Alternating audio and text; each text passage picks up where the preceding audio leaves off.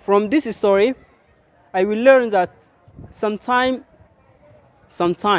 the skills is more important than certificates.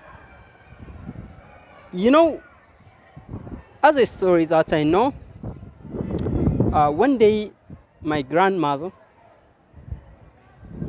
gave me a simple story. It's about if we reback someone from ancient time and he got experience, but he got nothing. He got no certificate, got nothing, even not normal education. And in ancient time, he was a president. And he come back at this time and say to the Sudanese community, I want to become a president of this country.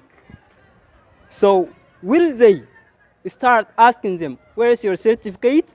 Or they will acquire them directly to be a president of this country, while this man is got experience for a long time, even more than your life even. What would you say?